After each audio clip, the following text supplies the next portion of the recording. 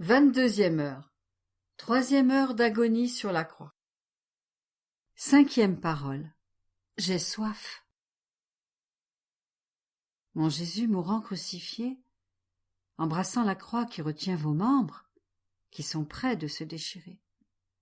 Je ressens le feu qui brûle votre saint corps tout entier. Votre cœur bat si fort qu'il fait ressortir vos côtes disloquées. Il vous tourmente si cruellement que votre humanité très sacrée en est transformée et devient méconnaissable. L'amour qui enflamme votre cœur dessèche et brûle votre corps tout entier. Incapable de le contenir, vous voulez donner un dernier témoignage aux créatures. Vous éprouvez le cruel tourment, non seulement de la soif corporelle à cause de votre sang répandu, mais bien plus encore de votre soif brûlante pour le salut de nos âmes. Vous voudriez nous boire tous comme de l'eau, nous avaler pour nous mettre en sécurité en vous. Vous rassemblez vos forces déclinantes et vous criez « J'ai soif ». Oh, vous répétez ces mots à chaque cœur. J'ai soif de ta volonté, de tes affections, de tes désirs et de tout ton amour. Tu ne pourrais me donner une eau plus fraîche et plus agréable que ton âme. Ah, ne me fais pas brûler. J'ai une soif ardente. Je sens non seulement ma langue et ma gorge me brûler au point de m'empêcher de parler, mais je sens également mon cœur et mes organes se dessécher. Aie pitié de ma soif, aie pitié. Votre soif immense vous fait délirer et vous vous abandonnez à la volonté du Père. Mon cœur ne peut plus supporter de voir la méchanceté de vos ennemis. Au lieu d'eau, ils vous donnent du fiel et du vinaigre, et vous ne les refusez pas. Ah, je comprends. C'est le fiel de nos péchés. C'est le vinaigre de nos passions indomptées qu'ils vous donnent. Au lieu de vous soulager, cela vous brûle encore plus. Ô mon Jésus, je vous donne mon cœur, mes pensées et mes affections. Je vous donne mon être tout entier pour vous revigorer et rafraîchir votre bouche desséchée et amère. Mon Jésus, je vous donne tout ce que je suis et tout ce que je possède. Si mes souffrances peuvent contribuer au salut d'une seule de ces âmes, me voici, je suis prête à tout souffrir. Je m'offre entièrement à vous. Faites de moi ce qu'il vous plaira. Je veux faire réparation pour toutes les âmes qui se perdent. Je veux réparer pour la souffrance que vous infligent des âmes lorsque vous leur permettez de connaître l'épuisement, la tristesse ou l'abandon, et qu'au lieu de tout vous offrir pour soulager la soif brûlante qui vous dévore, elles perdent courage et augmentent votre souffrance. 6e parole. Tout est consommé. Mon bien qui se meurt, la loi suprême est pour vous l'océan interminable de votre souffrance, le feu qui vous consume, et surtout la volonté suprême de votre Père qui décrète votre mort. Il ne me reste que l'espoir que vous continuerez à vivre. Ah, comment pourrais-je vivre sans vous? La force vous a quitté. Vos yeux sont devenus vitreux. Votre face, transformée, est voilée d'une pâleur mortelle. Votre bouche entr'ouverte et votre respiration difficile et entrecoupée me font craindre que vous ne pouvez pas revenir à la vie. Le feu qui vous brûle fait place à une froideur glaciale, et une sueur froide recouvre votre face. L'intensité de la souffrance et le percement des clous obligent vos muscles et vos nerfs à se contracter de plus en plus. Les plaies des clous continuent de se déchirer. Je tremble et me sens mourir. Je vous regarde, mon bon Jésus, et je vois les dernières larmes couler de vos yeux, annonçant votre mort imminente. Mon Jésus, quelle souffrance! Et je vous vois ouvrir les lèvres à nouveau pour dire « Tout est consommé ». Oh mon Jésus, vous êtes totalement consumé. Il ne vous reste rien. Votre amour a atteint son but. Mais est-ce que je suis complètement consumé par votre amour? Quel remerciement je vous dois! Combien je devrais vous être reconnaissante! Oh mon Jésus, bien que je veuille faire réparation pour tous, pour leur manque de réponse à votre amour, bien que je veuille réparer pour les insultes que vous recevez des âmes, même alors que vous êtes consumé sur la croix, par amour pour elles, je ne peux cependant rien faire pour vous. 7e parole. Père, entre tes mains, je remets mon esprit. Mon Jésus mourant, crucifié, vous êtes sur le point de rendre le dernier soupir de votre vie mortelle. Je sens déjà votre très sainte humanité devenir rigide. Votre cœur a cessé de battre. Si j'entends encore un battement, il est si faible que je ne sais si vous êtes mort ou vivant. Et je crie, et je tempête. Ma vie aurait-elle pu réellement mourir? Avec Marie-Madeleine, je baise vos pieds. Je voudrais presque vous embrasser, vous baiser et vous étreindre, et je donnerais ma vie pour vous ranimer. Ô Jésus, je suis bouleversée. Je vous vois bouger et rouvrir vos yeux mourants. Du haut de la croix, vous regardez autour de vous comme si vous vouliez faire à tous vos derniers adieux. Vous regardez votre mère mourante qui ne peut plus ni bouger, ni parler à cause de son chagrin. Et vous dites « Adieu, mère, je m'en vais, mais je vous garde dans mon cœur. Prenez soin de mes enfants et de vos enfants. » Vous regardez Marie-Madeleine en larmes et le fidèle Jean, et vous leur dites « Adieu » de vos yeux. Vous regardez vos ennemis eux-mêmes avec amour, et de vos yeux vous leur dites « Je vous pardonne, je vous donne le baiser de paix. » Rien n'échappe à votre regard. Vous dites adieu à tous, et vous pardonnez à tous.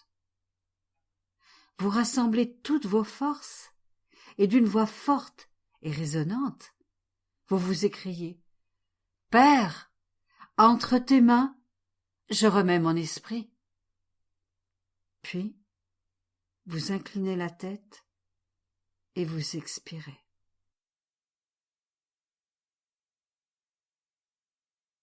Mon Jésus, vous êtes mort? À ce cri, la nature entière tremble et pleure votre mort, la mort de son Créateur. La terre tremble violemment et semble pleurer par son tremblement. Elle semble vouloir secouer les âmes pour vous faire reconnaître comme vrai Dieu. Le voile du temple se déchire. Les morts ressuscitent et le soleil, qui a pleuré sur vos souffrances, maintenant se retire et sa lumière donne les derniers baisers à votre humanité. À votre cri, vos ennemis tombent à genoux, se battent la poitrine et confessent. Vraiment, cet homme était le Fils de Dieu. Paralysée par le chagrin, votre mère mourante souffre des tourments pires que la mort, parce qu'elle ne meurt pas. Mon Jésus mort, par votre cri, vous nous placez tous avec vous entre les mains du Père pour qu'il ne puisse pas nous rejeter. Vous ne criez pas seulement avec votre croix, mais avec toutes vos souffrances et votre sang. Père, entre tes mains, je remets mon esprit et toutes les âmes. Mon Jésus, je m'abandonne moi aussi en vous. Donnez-moi au moins la grâce de mourir entièrement dans votre amour et dans votre volonté. Je vous prie de ne jamais me laisser quitter votre très sainte volonté, dans la vie comme dans la mort. Je veux maintenant faire réparation pour toutes celles qui ne s'abandonnent pas parfaitement à votre très sainte volonté, celles qui perdent ou diminuent le fruit précieux de votre rédemption. Ô mon Jésus, combien votre cœur souffre de voir tant de créatures s'échapper de vos bras en ne cherchant qu'à s'aimer elles-mêmes. Ô mon Jésus, en ces derniers moments, appelez toutes les âmes autour de vous, serrez-les contre votre cœur, pendant que j'en sors pour couvrir vos plaies de mes derniers baisers, en demandant une fois de plus votre pardon, en vous promettant de vous aimer toujours ici sur terre et de ne plus jamais vous offenser. Mon Jésus, j'embrasse votre tête couronnée d'épines. Je vous demande pardon pour toutes mes pensées d'orgueil, d'ambition et d'amour-propre. Je vous promets que chaque fois qu'une pensée me viendra, qui n'est pas toute de vous, mon Jésus, et que je me trouve sur le point de vous offenser, je crierai immédiatement « Jésus et Marie, je vous recommande mon âme !» Ô mon Jésus, j'embrasse vos oreilles très sacrées, assourdies jusqu'au dernier moment par des insultes et d'horribles blasphèmes. Je vous demande pardon pour toutes les fois où j'ai écouté ou fait entendre par les autres des conversations qui nous éloignent de vous, et pour les innombrables mauvaises conversations des créatures.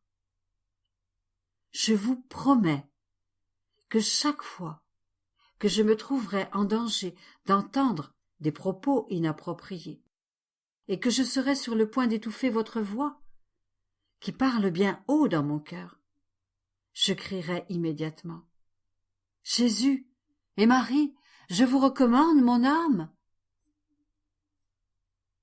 Ô mon Jésus, j'embrasse votre très sainte face, pâle, meurtrie et couverte de sang. Je vous demande pardon pour tous les outrages, les railleries et les insultes que vous recevez, pour toutes les fois où de viles créatures piétinent votre sainte face, en vous affligeant par leurs péchés. Je vous promets que chaque fois que je serai tenté de ne pas vous rendre gloire, amour et adoration, je crierai immédiatement « Jésus et Marie, je vous recommande mon âme !» Ô mon Jésus, j'embrasse votre bouche très sacrée. Vous avez déjà poussé votre dernier soupir, et en m'approchant, je vois votre bouche toute desséchée et amère Je vous demande pardon pour toutes les fois où je vous ai offensé, par mes conversations coupables, et chaque fois que je vous ai fait de la peine, et que j'ai augmenté votre soif. Je vous promets que chaque fois que la pensée me viendra de dire quelque chose qui pourrait vous offenser, je crierai immédiatement: Jésus et Marie, je vous recommande mon âme. Ô mon Jésus, j'embrasse votre cou très saint. Je vois encore les marques des chaînes et des cordes qui vous ont coupé et oppressé.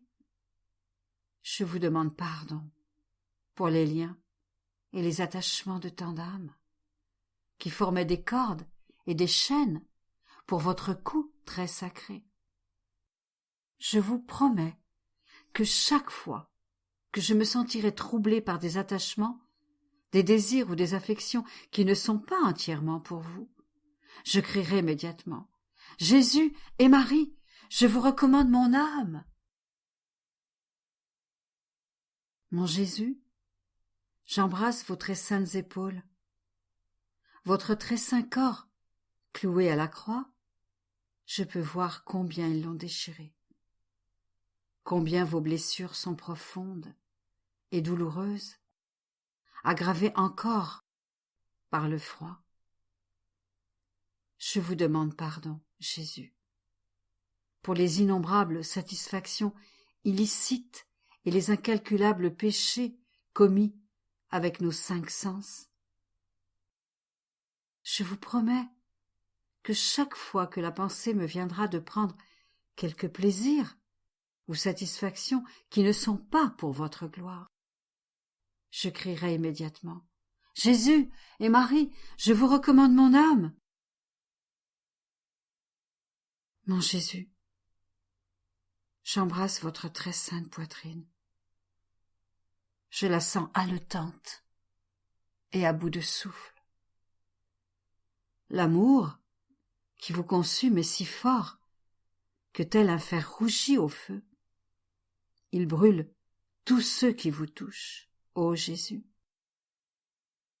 Je vous demande pardon pour toute la froideur, l'indifférence, l'apathie et l'horrible ingratitude que vous recevez des créatures. Je vous promets que chaque fois que se refroidira mon amour pour vous, je crierai immédiatement: Jésus et Marie, je vous recommande mon âme. Mon Jésus, j'embrasse vos mains très sacrées. Elles renferment toutes vos actions, et avec vos très saintes œuvres et les très amères souffrances que vous avez endurées, vous réparez pour les nôtres. Jésus, je vous demande pardon pour toutes les œuvres mauvaises et indifférentes, et pour le nombre incalculable d'actions rendues mauvaises par l'amour-propre ou l'admiration personnelle. Je vous promets que chaque fois que la pensée me viendra de ne pas travailler uniquement pour votre amour, je crierai immédiatement: Jésus et Marie, je vous recommande mon âme. Ô mon Jésus, j'embrasse vos très saints pieds. Je vous demande pardon pour les innombrables pas et tous les chemins suivis sans une intention droite. Je vous demande pardon pour les nombreuses âmes qui vous abandonnent à la recherche de plaisirs terrestres. Je vous promets que chaque fois qu'une pensée me viendra de m'écarter de vos très saints pieds, je crierai immédiatement: Jésus et Marie, je vous recommande mon âme. Ô Jésus, j'embrasse votre cœur très sacré et je m'enferme en lui.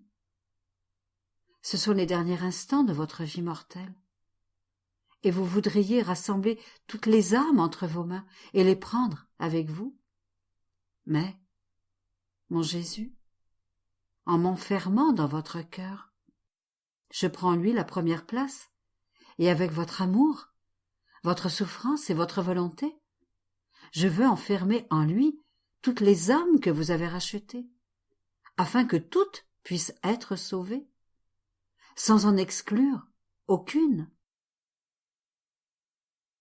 Ô Jésus, on ne refuse rien en ces derniers instants. Vous êtes sur le point de rendre votre dernier soupir, et je vous demande la grâce de me permettre de mourir avec vous, ou au moins de m'accorder votre cœur comme chambre, votre sang comme boisson, et tout votre être comme nourriture. Sinon, comment pourrais-je vivre sans vous? Ô Jésus, enfermez-moi dans votre cœur, et fermez les portes pour que je ne puisse rien voir d'autre que vous. Je vous promets que chaque fois que je serai tentée de quitter votre cœur sacré, je crierai immédiatement: Jésus et Marie, je vous donne mon cœur et mon âme. Réflexion pour 14 heures. Jésus est dévoré par la soif. Sa langue est desséchée, comme si une grande soif l'avait changée en une langue de feu. Et puis-je dire que je suis dévoré d'amour pour Jésus? Ai-je une soif brûlante pour Jésus? Mes pensées, mes affections, cherchent-elles toujours à le rafraîchir dans sa soif ardente? Ou bien ai-je soif des choses matérielles? La volonté parle souvent aux âmes, mais leurs désirs se tournent alors ailleurs, même vers des choses bonnes, mais des choses qui plaisent à leur intérêt personnel. Comme elles ne sont pas en harmonie avec la volonté demeure seule. Et incapable de s'harmoniser avec les désirs et les affections, elle ne peut tisser une toile d'influence autour de Jésus, de façon à l'obliger à promettre et à concéder ce que la volonté désire. Et lorsque cette toile n'est pas complète, il est impossible pour les âmes de faire face à la justice divine.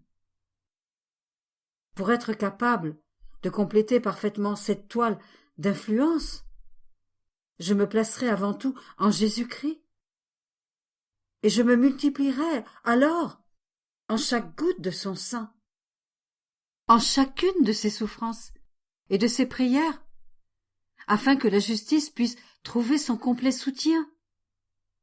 Puis, je me répandrai dans toutes les créatures, touchant leurs gouttes de sang avec les gouttes de sang de Jésus, les plaies de leur âme avec les plaies de Jésus, pour les guérir. Je toucherai leurs peines avec celles de Jésus pour qu'elles en tirent du réconfort. Je me multiplierai en chaque offense, offrant un acte de réparation pour chacune d'elles. Je crierai en chaque cœur avec les voix de Jésus, que je peux les amener tout à lui. Et en me tissant en Jésus et en toutes les créatures, mon cordon sera complet. Je le placerai autour de Jésus, pour que sa justice divine puisse trouver satisfaction et accomplissement. Et avec audace, je désarmerai sa justice et je la demanderai pour les âmes. Et il ne pourra pas me la refuser, parce que toute justice est satisfaite en Jésus. Le Seigneur veut que toutes les âmes soient sauvées, mais il veut aussi que les revendications de justice soient sauves. Lorsque la justice trouve satisfaction dans les âmes, elle abandonne ses revendications et sauve les âmes. Ainsi, le feu ne grandit que lorsqu'il y a accord complet en notre intérieur.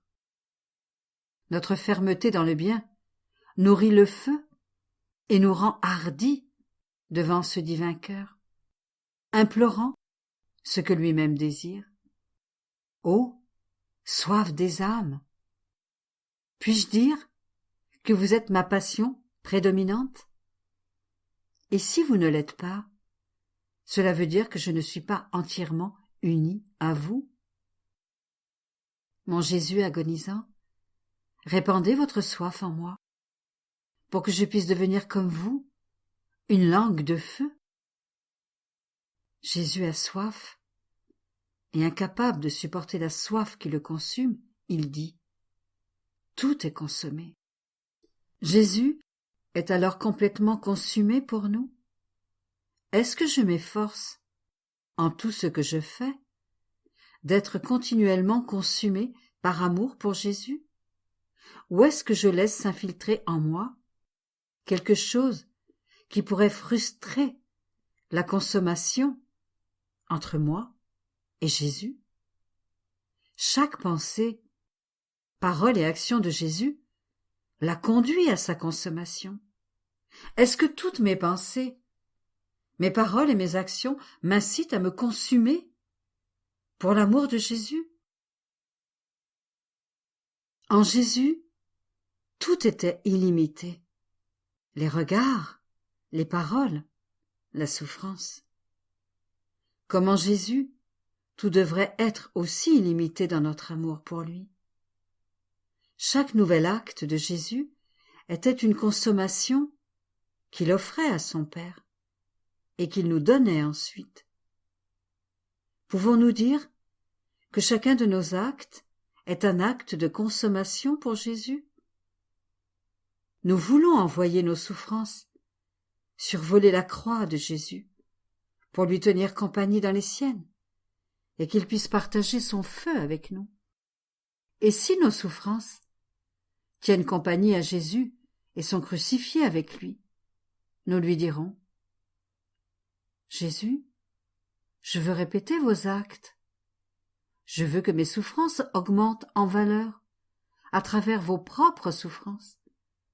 Et je veux qu'elles remplissent le même devoir que vous avez accompli sur la croix, envers votre Père et envers toutes les âmes. » Jésus sera si heureux qu'il transformera sa souffrance en la nôtre, qu'il lui donnera les mêmes effets, et, dans une sorte de doux enchantement, il attirera notre cœur tout contre le sien, et trouvera un soulagement à ses souffrances dans les nôtres, si bien que lorsque je souffrirai, je me hâterai d'envoyer mes souffrances sur la croix de Jésus, et qu'il puisse en retour, ravi par mes souffrances, trouver en elles un secours.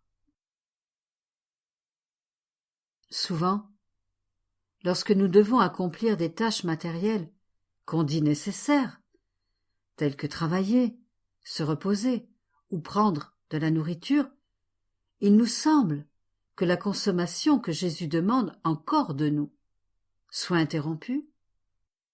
Pour y remédier, je lui dirai « Voyez, ô Jésus, lorsque j'accomplis ces tâches humaines, j'affirme que je veux les faire en union avec les vôtres, être consumé, tout comme vous êtes consumé, formant ainsi, entre vous et moi, des liens qui nous relient. Que le souffle de votre consommation pénètre dans mon être et nous consume tous deux.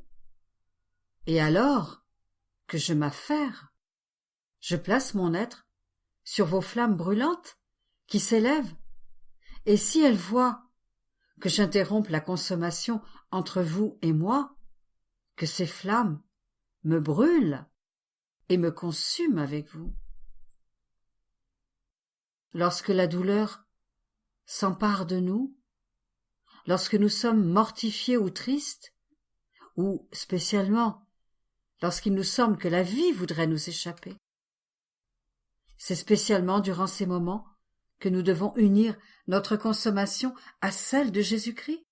Mais le faisons-nous? ou est-ce que nous détournons de nous les désirs de Dieu? Lorsque nous souffrons, nous devons penser que Jésus nous donne une souffrance pour former sa consommation en nous, parce qu'il veut nous donner sa forme, et parce qu'il est bon, il place avec bienveillance des souffrances dans notre cœur. Et lorsque notre âme les reçoit, nous devons penser que le bon Jésus consume tout son être pour se faire lui-même revivre en nous.